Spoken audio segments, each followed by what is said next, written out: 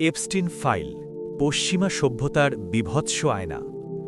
আজ আমরা যে বিষয়টি নিয়ে আলোচনা করছি তা কেবল একটি অপরাধের কাহিনী নয়, বরং আধুনিক পশ্চিমা সভ্যতার নৈতিকতার আসল ও ভয়াবহ চিত্র, যা আমাদের গভীরভাবে ভাবতে বাধ্য করে। যে পশ্চিমা সভ্যতা নিজেকে মানবাধিকার, গণতন্ত্র, নারী স্বাধীনতা এবং শিশু সুরক্ষার বিশ্ব নেতা হিসেবে দাবি করে, সেই সভ্যতার ভেতরে লুকিয়ে থাকা অমানবিক ও নিষ্ঠুর বাস্তবতা এপস্টিন ফাইলের মাধ্যমে স্পষ্ট হয়ে ওঠে। জেফ্রি এপস্টিন কোনো সাধারণ অপরাধী ছিল না, সে ছিল অঢেল অর্থ, সীমাহীন ক্ষমতা এবং রাজনৈতিক ও সামাজিক প্রভাবের মাধ্যমে গড়ে ওঠা এক ভয়ঙ্কর প্রতীক। বিশ্বের প্রভাবশালী রাজনৈতিক নেতা, ধনকুবের, রাজ পরিবারের সদস্য এবং নামী মিডিয়া ব্যক্তিত্বদের সঙ্গে তার ঘনিষ্ঠ সম্পর্কই তাকে দীর্ঘ সময় ধরে আইনের ঊর্ধ্বে থাকার সুযোগ করে দেয়।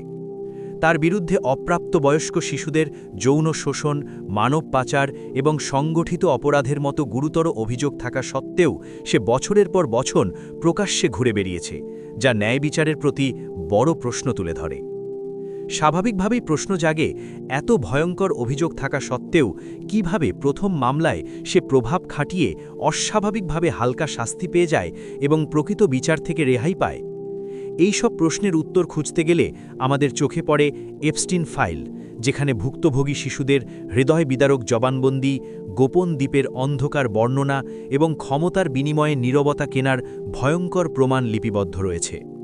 এই নথিগুলো আমাদের সামনে কঠিন বাস্তবতা তুলে ধরে এবং জোরালোভাবে প্রশ্ন তোলে, আইন কি সত্যিই সবার জন্য সমান, নাকি ক্ষমতাবানদের জন্য ন্যায় বিচারের সংজ্ঞা ভিন্ন?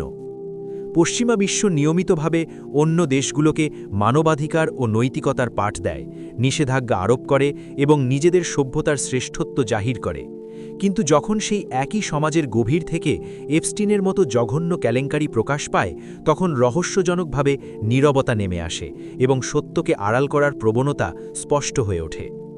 বছরের পর বছর ধরে কেন এপস্টিনের অপরাধগুলো চাপা দেওয়া হলো এবং কেন প্রভাবশালীদের নাম প্রকাশের ক্ষেত্রে বারবার পিছিয়ে আসা হলো, এই প্রশ্নগুলো আজও উত্তরহীন রয়ে গেছে। এই নীরবতাই কি প্রকৃত অর্থে সবচেয়ে বড় অপরাধ নয়, যা ন্যায় বিচার ও মানবিকতার ভিত্তিকে ভেঙে দেয়? এই ঘটনার প্রেক্ষাপটে পশ্চিমা মিডিয়ার ভূমিকাও ভীষণভাবে প্রশ্নবিদ্ধ হয়ে ওঠে, কারণ তারা ছোট ঘটনাকে বড় করে দেখালেও এই ভয়াবহ অপরাধের ক্ষেত্রে দীর্ঘদিন নিশ্চুপ থেকেছে। বাস্তবতা হল, যখন অপরাধী ক্ষমতাবান ও প্রভাবশালী হয়, তখন সত্য প্রায়ই বন্দী হয়ে যায় এবং ন্যায় বিচার চাপা পড়ে যায়। এরপর আসে সবচেয়ে রহস্যজনক অধ্যায়, যা আজও মানুষের মনে সন্দেহ সৃষ্টি করে: জেফ্রি এপস্টিনের মৃত্যু, যাকে সরকারি ভাষায় আত্মহত্যা বলা হয়, কিন্তু বাস্তবে অসংখ্য প্রশ্নের জন্ম দেয়। সর্বোচ্চ নিরাপত্তায় থাকা একজন গুরুত্বপূর্ণ আসামির সেলে সিসিটিভি অকার্যকর থাকা এবং পাহারাদারদের দায়িত্বে অবহেলা কি নিছক কাকতালীয়, নাকি এটি ছিল পরিকল্পিত নীরব সমাধান? এই প্রশ্নগুলোর কোনো স্পষ্ট উত্তর আজও পাওয়া যায়নি, আর এই অনিশ্চয়তাই এপস্টিন ফাইলকে আরও ভয়ঙ্কর ও সন্দেহজনক করে তোলে। এপস্টিন ফাইল কেবল পশ্চিমা সভ্যতার সমালোচনাই করে না, বরং এটি পুরো মানব জাতির জন্যে একটি কঠিন সতর্কবার্তা বহন করে। যেখানে ক্ষমতা ও অর্থ একত্রিত হয় কিন্তু ন্যায় বিচার দুর্বল হয়ে পড়ে, সেখানে সমাজের সবচেয়ে দুর্বল অংশ, বিশেষ করে শিশু ও নারীরাই সবচেয়ে বেশি শিকার হয়। নৈতিকতার বুলি আওড়ানোর আগে নিজের সমাজ ও ব্যবস্থাকে প্রশ্ন করা এবং নিজের ঘর পরিষ্কার করা যে কতটা জরুরি, এপস্টিন ফাইল আমাদের সেই নির্মম সত্যই স্মরণ করিয়ে দেয়।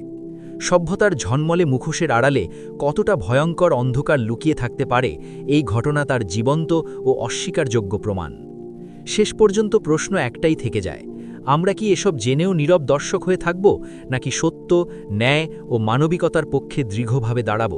কারণ ইতিহাস বারবার প্রমাণ করেছে, সত্য কখনো চিরকাল চাপা থাকে না এবং একদিন না একদিন তা প্রকাশ পায়।